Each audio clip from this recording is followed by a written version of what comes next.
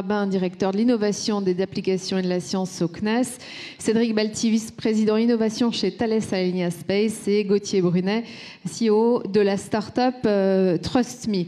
Et puis le modérateur, vous le reconnaissez, Guillaume Gralet, journaliste, rédacteur en chef Tech au Point.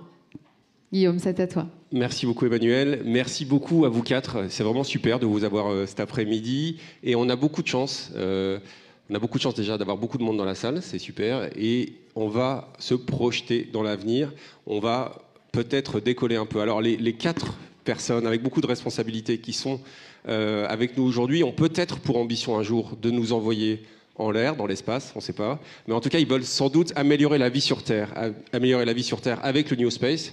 Le New Space qui permet une meilleure connectivité, qui permet une meilleure observation de la Terre. Alors est-ce que c'est ce qu'on appelle une 4e révolution industrielle? On voit bien que le New Space permet de miniaturiser en fait les objets qu'on envoie dans l'espace, permet de diminuer également les coûts. On voit également une mondialisation des projets qui viennent des Philippines, d'Inde, d'Équateur.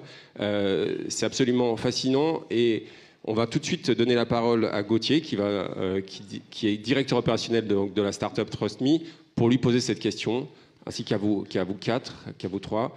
Est-ce qu'on a vraiment une révolution industrielle avec le New Space? Donc TrustMe, c'est une start-up qui fait de la propulsion pour petits satellites et qui s'inscrit dans cette nouvelle dynamique du New Space. Moi, je dirais qu'elle a deux principales caractéristiques. C'est un rapport différent au risque et donc l'utilisation de nouvelles technologies qui permettent l'éclosion de nouvelles architectures qui, dans le passé, ne pouvaient pas voir le jour, et un fonctionnement plus commercial. Traditionnellement, le spatial, même si c'est toujours le cas aujourd'hui, mais était drivé par des projets typiquement gouvernementaux, et donc il y avait un aspect géopolitique très fort. Et le New Space est marqué moins par ça. Certains des clients de TrustMe sont purement commerciaux et la provenance, la nationalité de la start-up qui produit ce qu'on leur délivre ne les intéresse pas. C'est purement donc, livrer des produits qui marchent bien, qui soient fiables et qui ne coûtent pas cher. Donc, moi, je n'utiliserai pas le terme de révolution industrielle. Je pense que c'est la disruption ou en tout cas le renouvellement d'une industrie qui historiquement était quand même assez cloisonnée, notamment par les coûts importants qui existaient et donc un rapport au risque qui historiquement était extrêmement limité. Mais très, très rapidement, Gauthier, à quoi ça peut servir le New Space? Si on peut donner des exemples très concrets pour les personnes qui sont dans la salle. Donc, très concrètement, il y a deux types d'applications sur les clients à qui je parle. Typiquement, les constellations, donc c'est des ensembles de petits satellites pas chers autour de la Terre, typiquement en orbite basse. Numéro 1, c'est l'observation de la Terre dans toutes les longueurs d'onde qu'on peut imaginer. Donc, vous connaissez certainement Google Earth. Il y a des startups qui travaillent pour faire la même chose, mais en temps réel. C'est-à-dire, Planet, par exemple, est une boîte américaine qui image toute la Terre chaque jour. Et donc ça, c'est dans le visible. Et il y a des projets similaires en radar, infrarouge, et toutes les autres longueurs d'onde qu'on puisse imaginer. Donc ça, c'est le premier type de start-up et d'application. Le deuxième, c'est tout ce qui est la connectivité. Donc il y a la moitié de l'humanité qui n'a pas accès à Internet. Et donc par les satellites, on peut donner accès à la deuxième moitié de l'humanité. Et tous les projets de IoT, donc c'est Internet des objets.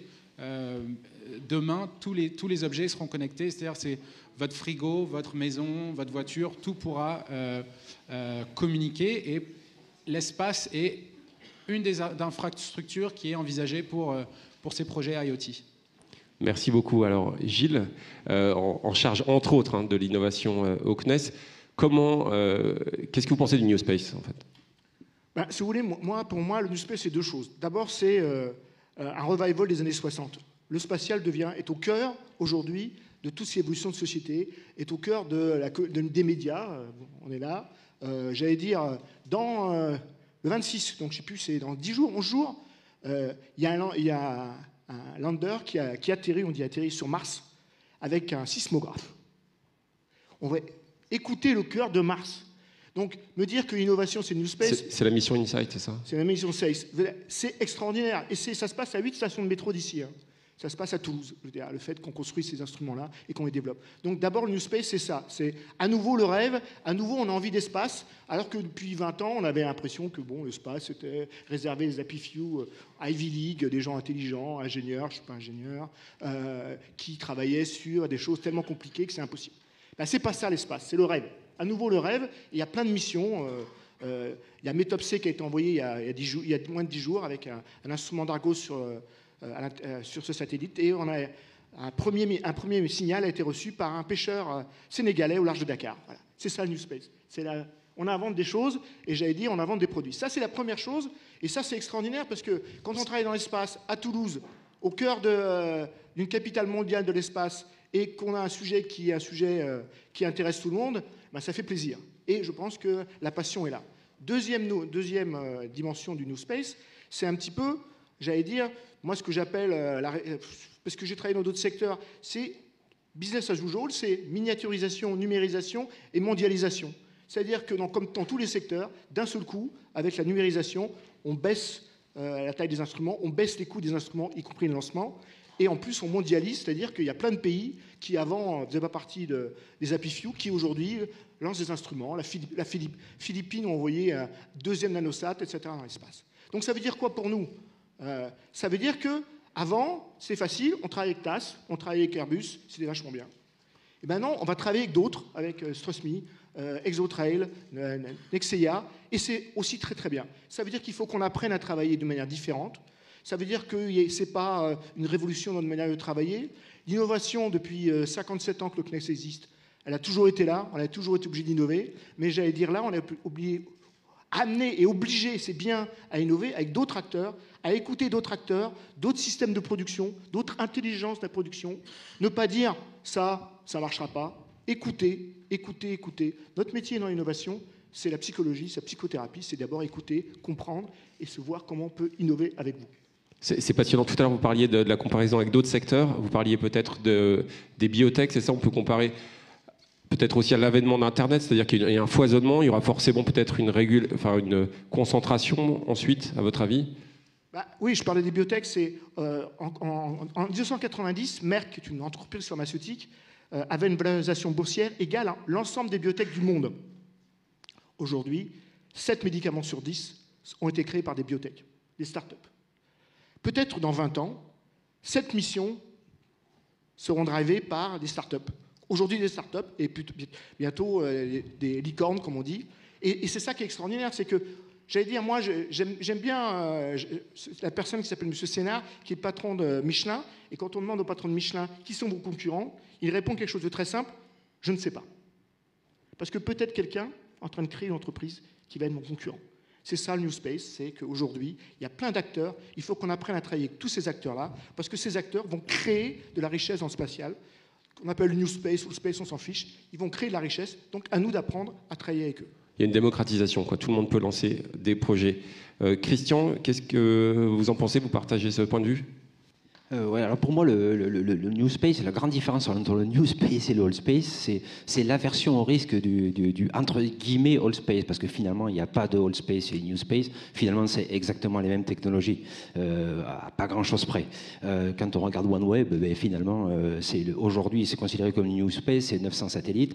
Bon, mais c'est Airbus DS qui les fait. Bon, si on dit que c'est du New Space, on se gourre un peu. Donc, c'est plus, pour moi, philosophique, c'est un problème d'aversion au risque. Historiquement, quand un client commande à Airbus DS ou à Thales Alenia Space un satellite géostationnaire de télécom, ça coûte 200 millions d'euros. Alors 200 millions d'euros, c'est du one-shot, une fois, on le lance avec une fusée, mais là, on essaie de tout faire pour qu'il marche, parce que s'il ne marche pas, ça coûte un peu cher. Et ce qu'a vraiment amené le New Space, c'est qu'on va lancer beaucoup de satellites. Puis s'il y en a un ou deux qui ne marchent pas, finalement, c'est pas grave. Et en fait, ça change complètement la philosophie de développement des produits. Et du coup, ça permet de réduire drastiquement les coûts. J'en parlais tout à l'heure. Moi, j'ai produit beaucoup de structures de satellites dans ma vie. Dans le coût d'une structure, plus de la moitié du prix, c'est des tests. Et moi, en ayant testé beaucoup de structures satellites, ça m'est jamais arrivé d'avoir une qui casse, quoi. Donc, à un moment donné, les acteurs du New Space se disent, bon, mais il y a un panel d'essais, il y a pas mal de choses qui sont là pour des redondances. Est-ce qu'elles sont vraiment nécessaires? Est-ce qu'elles sont vraiment utiles? Donc on pèse le pour et le contre, et bien ils prennent ces risques-là. Mais quand vous regardez Elon Musk avec ses lanceurs, ben, il a fait avancer vraiment beaucoup de choses sur l'électronique, des choses comme ça, le pilotage, mais les moteurs sont particulièrement vieux. Voilà. Donc on met de l'innovation là où il faut la mettre, et puis les choses qui sont un peu sensibles, ben, on reste prudent. J'en profite pour vous dire que si vous voulez voir, merci beaucoup, un nanosatellite, il y en a un en démonstration juste à côté, dans une des salles au lab, l'espace de démonstration de Futurapolis. Monsieur Balti, cette effervescence, vous la voyez, ou vous pensez que c'est juste un phénomène de mode ou un phénomène médiatique? Alors déjà, je vais aussi peut-être aussi reprendre un peu ce qui a été dit. Je partage l'image. Pour moi, le New Space, c'est une renaissance. Remettre le spatial aussi au cœur des rêves de tous les citoyens. Je pense que le spatial redevient accessible, alors que c'était devenu un secteur relativement privilégié. C'est aussi un changement de méthode. Quand on innove, on ne va pas travailler de la même manière que quand on développe des programmes, donc des gros programmes de satellites géostationnaires. Il y a des méthodes qui sont imposées pour garantir qu'un service sera en place, pour que les gens soient sûrs de recevoir la télé, qu'il n'y ait pas de coupure, etc. Sur des projets complètement innovants, visionnaires, futuristes, eh ben c'est important de directement passer à l'action, lancer les projets, se doter de ces moyens-là. Et c'est ce que le New Space nous réapprend, parce qu'en fait, on l'a fait.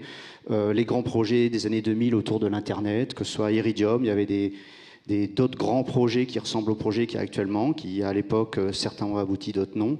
Mais on a connu cette phase un peu New Space il y a quelques années, et ça revient et ça fait du bien, parce qu'aussi on est dans cette industrie, parce qu'on a envie de rêver, on a envie de porter des grands projets. Et donc l'industrie bénéficie, et l'écosystème dans sa globalité bénéficie de toute cette dynamique.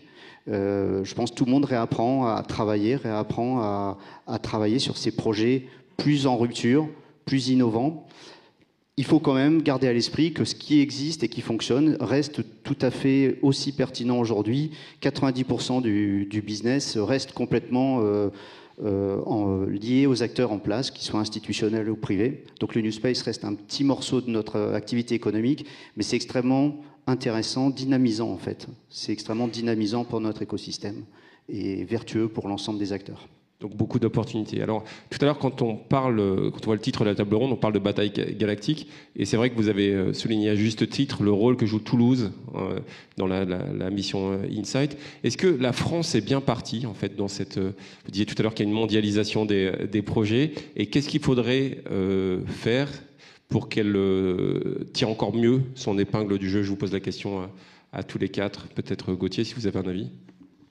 Je peux ouvrir le débat. Donc nous, on est implanté à Paris, tout d'abord. On est issu de l'école polytechnique et on est maintenant à Antony, dans le sud de Paris.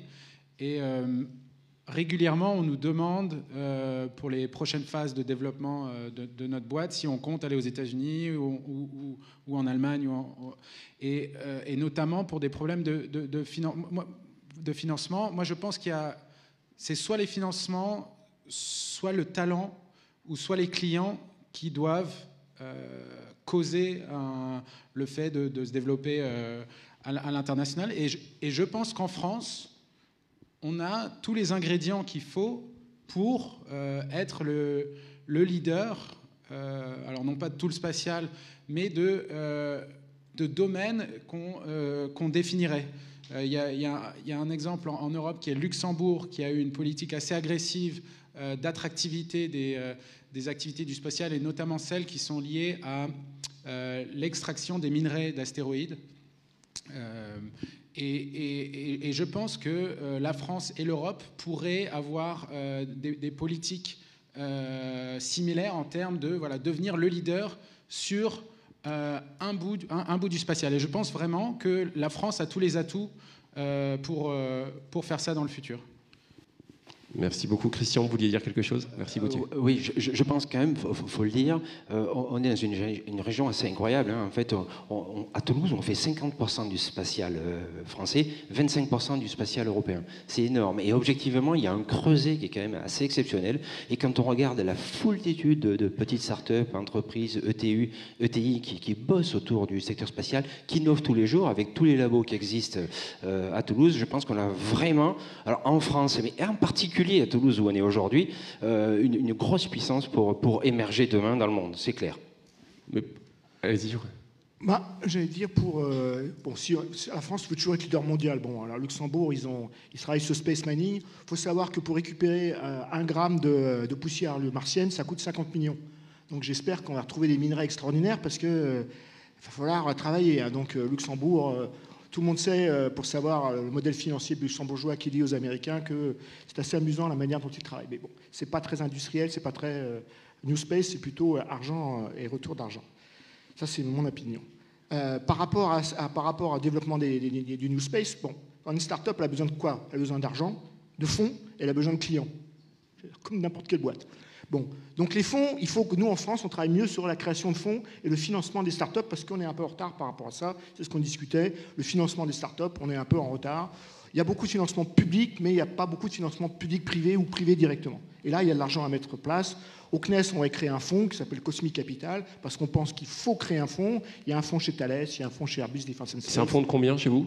Un fonds qui sera, le closing, on espère, on touche du bois, autour de 100 millions. 100 millions. Donc voilà, donc donc premier niveau, financer les startups. Deuxième niveau, les clients. Et là, c'est l'ensemble de l'écosystème. C'est un partenariat avec les grands groupes, avec les startups, pour qu'on développe des possibilités.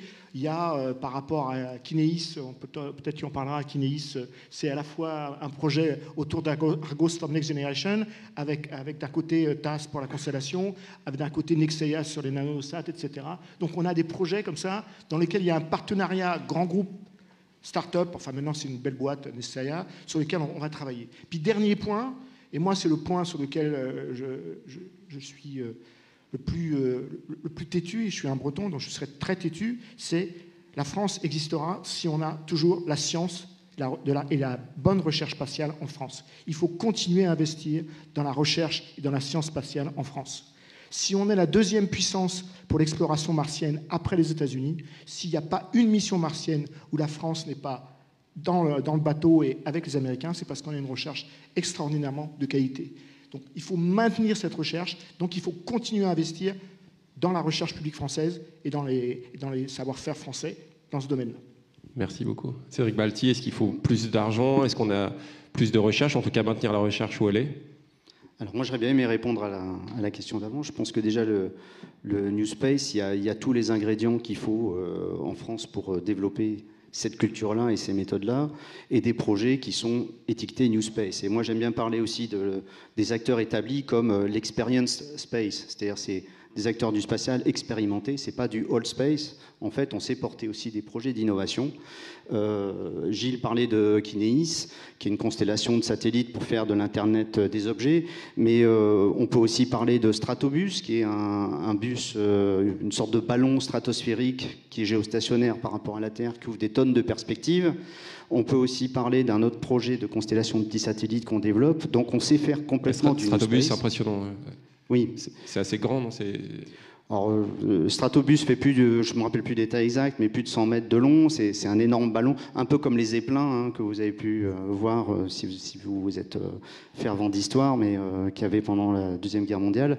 Donc c'est ces technologies qui sont complètement innovantes, qui sont complètement alignées à la culture New Space qu'on envie aux Américains, mais je suis persuadé qu'on n'a absolument rien à leur envier. On a tous les atouts techniques, on a les moyens, les financements, les modes de travail qui se mettent en place petit à petit. Nous, on travaille pas mal avec le CNES pour voir comment développer l'innovation. Et donc oui, je pense que le New Space, il y a l'effet buzz sur le moment avec des projets très visionnaires, et nous, on en a aussi. Et sur la durée, il faut quand même une colonne vertébrale solide avec des méthodes, et ça, on a tout ce qu'il faut. Donc je pense que sur la durée, l'Experience Space devrait arriver petit à petit à s'imposer aussi comme pertinent dans cette dynamique New Space.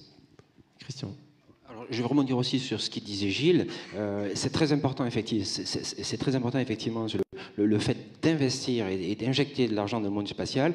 Pour une autre raison, c'est que ça génère beaucoup de business dans le reste de l'économie. Alors, évidemment, les applications spatiales, mais pas que. Enfin, voilà, Saint-Denis, la société dont je suis président directeur général, on a développé à partir d'une techno financée en partie par le CNES pour mettre au point le premier simulateur de Galiléo, une technologie qu'aujourd'hui on met dans les métros pour que, avec votre téléphone portable, sans que vous ayez besoin de télécharger une appli, vous pouvez naturellement savoir où vous êtes. Voilà. Mais ça, c'est ça le New Space aussi. Derrière, ça va générer beaucoup de business dans le reste de l'économie. Donc plus on fait de recherche qui concerne l'espace, plus on améliore notre vie sur Terre. En tout cas, c'est possible. Juste avant de parler je voulais vous dire que bien sûr, il y aura des questions ouvertes au public dans quelques minutes. Mais j'avais deux thèmes que j'aimerais bien aborder encore avec vous, messieurs. C'est les challenges que doit relever le New Space à l'avenir, notamment la problématique éventuelle des débris, et puis la problématique des fréquences. Comment on doit réguler en fait cette explosion du New Space, avant de s'intéresser si peut-être le New Space pourra nous amener à bien d'autres choses encore que l'observation de la Terre. Ou la connectivité, peut-être un jour nous emmener ailleurs, si c'est souhaitable en tout cas. Juste sur cette question de la régulation, est-ce que c'est clé ou est-ce que c'est un problème secondaire pour vous ? Pour moi, l'environnement spatial, c'est un peu comme l'environnement sur Terre. Donc, initialement, c'est possible de faire un peu n'importe quoi, et assez rapidement, on se rend compte qu'en fait, il faut quand même réfléchir aux problèmes à long terme. Et donc, ça, c'est vrai pour les débris spatiaux encore plus, parce que typiquement, surtout s'ils sont à haute altitude, une fois qu'ils y sont, ils y restent pendant très longtemps, et ils peuvent même, en cas de collision, générer encore plus de débris et réellement empêcher l'utilisation commerciale du spatial à très long terme. Et donc il se trouve que notre société commercialise des systèmes de propulsion pour petits satellites et qui peuvent permettre non pas de résoudre le problème totalement, mais de mitiger, donc pendant la durée de vie, d'éviter les débris et donc de minimiser le nombre de collisions, et en fin de vie, s'assurer, si on est en orbite basse, de redescendre suffisamment pour réintégrer l'atmosphère et brûler, ou à plus haute altitude. En fait, il y a certaines altitudes, c'est un peu comme sur Terre, où c'est moins problématique de rester, donc il y a des orbites cimetières, comme on appelle, et donc avoir de la propulsion, ça permet de s'assurer que les endroits où les futurs satellites voudront se placer restent vierges et peuvent être utilisés à long terme. Merci. Moi, si vous voulez, je vois deux scénarios qui sont un peu catastrophiques. Dans l'un, en tout cas, c'est aujourd'hui 6e force américaine, la guerre de l'espace, où on voit que, vous savez, on parle dans la stratégie militaire, on parle de green water, blue water, maintenant on parle de dark water. En gros, c'est là qu'on va avoir de nouveaux champs de bataille. Et il y a aussi l'autre scénario que je défends plutôt à titre personnel, qui est l'espace est un bien commun. Et donc il faut réguler en effet le bien commun, parce que le nombre de satellites, je crois, alors il y a des gens du CNES dans la salle, donc ils doivent savoir la réponse, je crois que c'est 85% des objets qui sont en orbite qui sont des débris. Donc il y a beaucoup de débris, c'est énorme le nombre de débris, et donc il faut arriver à le gérer. On a un système de surveillance au CNES qui est aussi très au point, le deuxième aussi mieux au point après celui des Américains. Donc il faut vérifier ça, et il faut en effet réguler, parce qu'on ne peut pas accepter de polluer l'espace comme on a pollué notre planète. Je veux dire, moi j'ai adoré Space Oddity, la voiture qui s'envolait sur l'espace, la Big Fucking Rocket. J'ai sûrement regretté que ça ait un autre pollution spatiale. Mais un débris de plus. L'image était belle, un débris de plus, mais arrêtons de faire des débris. Il faut qu'on arrive à gérer. On a travaillé avec Microscope sur la désintégration d'un satellite qui est redescendu dans les très bonnes conditions, qui a été désintégré de manière totale, qui est parfait. Et donc voilà, on sait faire ça, on peut faire ça. Il faut réguler, sinon on ne régule pas, on aura la pollution, y compris dans l'espace, qui est quand même insupportable. Il peut y avoir des solutions technologiques, quoi, c'est ça. Je rajoute juste un mot, c'est assez rigolo, parce que ces débris ont modifié la façon de voir de OneWeb, hein, c'est ce qu'on dit. C'est qu'effectivement, le fait qu'il y ait un risque de panne successive sur une orbite peut générer des satellites qui se percutent et pourrir, entre guillemets, la totalité de l'orbite sur laquelle il se retrouvent ces débris. Donc, pour cette problématique de débris, y compris pour le New Space, il est très très important d'avoir des satellites beaucoup plus fiables que ce qu'on pensait au départ pour éviter de transformer l'espace en poubelle. Oui, j'allais faire un petit peu le même commentaire. Ouais. Je voulais rajouter aussi que, effectivement, le New Space, on voit souvent la partie immergée de l'iceberg. Il y a aussi des problématiques derrière. Je pense que plus il va y avoir d'activités autour de la planète, que ce soit des constellations de satellites ou que ce soit des missions avec des gens qui vont aller sur des planètes, sur la Lune ou autre, plus il va falloir y mettre un cadre réglementaire qui va contraindre qui va réguler en fait l'accès à l'espace et les déplacements dans l'espace. En tant qu'industriel, on y travaille, on est en train d'investir dans une constellation pour observer les objets et pouvoir les identifier.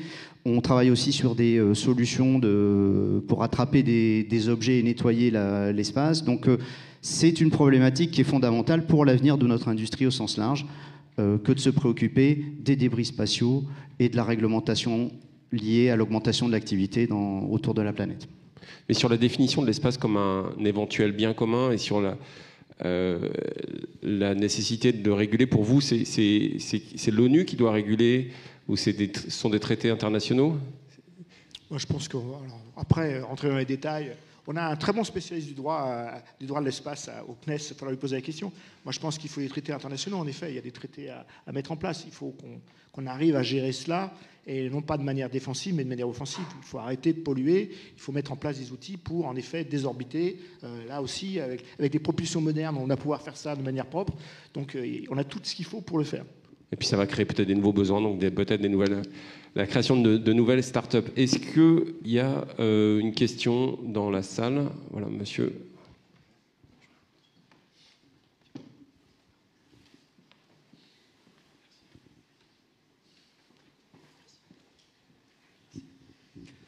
Oui, je note bien que le CNES et puis tous ses collègues sont d'une qualité exceptionnelle, c'est vrai, pour l'espace.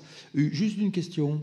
Jeff Bezos et Elon Musk font atterrir des fusées réutilisables à la verticale. Magnifique technologie.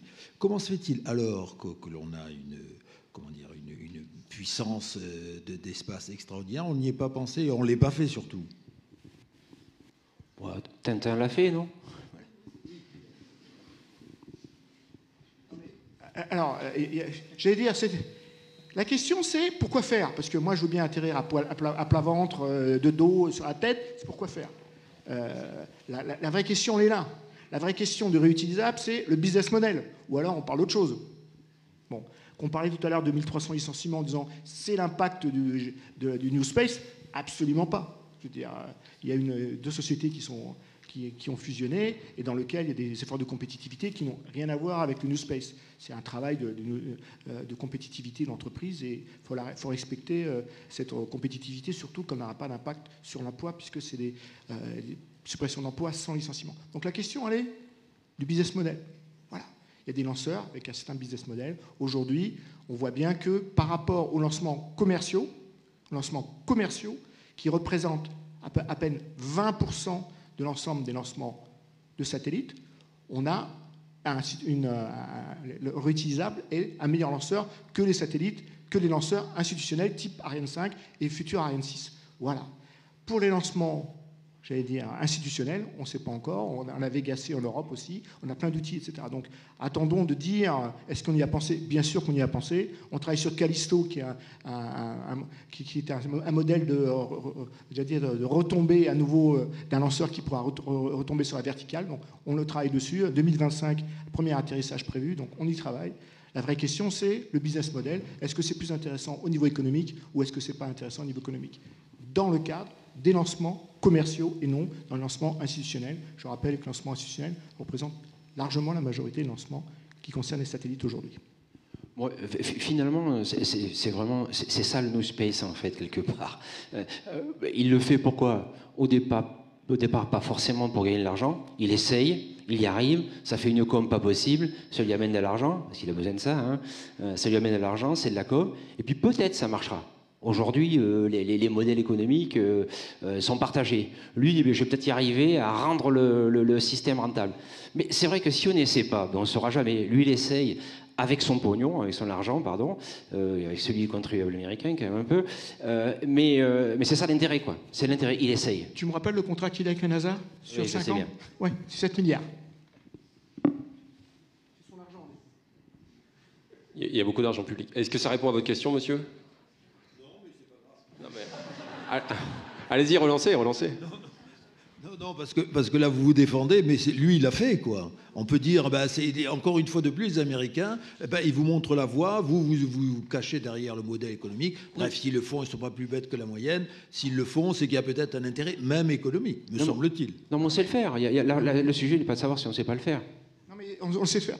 Je veux dire, bon, alors, votre question, c'est est-ce que les Européens sont trop cons pour ne pas savoir réatterrir? Non, on le sait faire. Donc, article 1. Article 2, est-ce que c'est plus rentable? Quand notre ami qui est un génie, moi, Elon Musk, j'adore ce qu'il fait, je trouve un génie. Mais je trouve que c'est comme Steve Jobs, voilà, c'est des gens qui sont géniaux. Mais on a eu des gens aussi géniaux au CNES, chez TAS, dans plein d'entreprises. Donc est-ce que c'est rentable? Est-ce que c'est rentable? C'est ça la question. Est-ce que c'est rentable? Pour l'armée américaine, ça coûte plus cher qu'un lancement sur Ariane 5. Par contre, pour un satellite commercial, ça coûte moins cher qu'un lancement sur Ariane 5. C'est ça la réponse. Donc voilà, c'est ça. La question, c'est toujours à quoi ça sert. On peut faire plein de choses qui servent à rien. Si ça vous amuse, c'est parfait. Je vais abonder un petit peu dans le sens de Gilles, parce que nous, on ne travaille pas du tout sur ce domaine-là, mais j'ai beaucoup discuté avec des experts, on va dire, dans notre secteur des lanceurs, et souvent la question, et je dirais même avant qu'il l'ait mis en place, c'était oui, mais est-ce que c'est rentable et ça vaut la peine? C'est-à-dire, c'est quoi l'intérêt, c'est quoi l'objectif? Voilà. Et l'objectif, il n'est pas du tout évident. C'est-à-dire, quand il récupère l'objet, il faut apparemment, donc j'ai pas l'expertise, mais ce qu'on m'explique, c'est qu'il va falloir qu'il le retraite complètement et qu'à la limite, aujourd'hui, le coût est quasiment supérieur ou au moins, au mieux, égal au fait de ne pas le récupérer. Donc, la question se pose. Par contre, effectivement, et je reviens sur l'attitude New Space, ils vont peut-être moins se poser de questions et ils vont faire. Et ça, c'est extrêmement aussi vertueux et on apprend de ça. Mais on n'est pas obligé de tout essayer. En l'occurrence, sur ce chemin-là, je ne sais pas quelles sont les raisons, mais ce n'est pas un chemin qu'on a exploré dans l'industrie française, en tout cas. Non, moi je suis comme Gilles, je suis un fan d'Elon, et franchement, son mérite, c'est d'avoir essayé. Mais bon, ça ne sert à rien que tout le monde essaye. Il y en a un qui essaye, il dépense beaucoup d'argent, c'est lui qui a essayé le premier parce que c'est lui qui a le plus d'argent, voilà. Mais c'est super qu'il l'ait fait, et puis on va voir ce que dit l'histoire. Il a peut-être raison, peut-être tort, il faut essayer. Merci. Peut-être une autre question? On pourra en reparler, monsieur, après.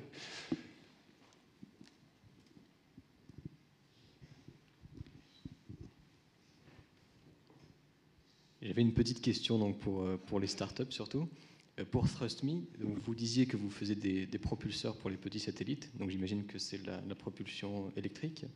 Qu'est-ce qui différencie votre proposition sur le marché par rapport à des acteurs assez classiques comme par exemple Snecma ou Fackel qui font aussi ce genre de propulsion?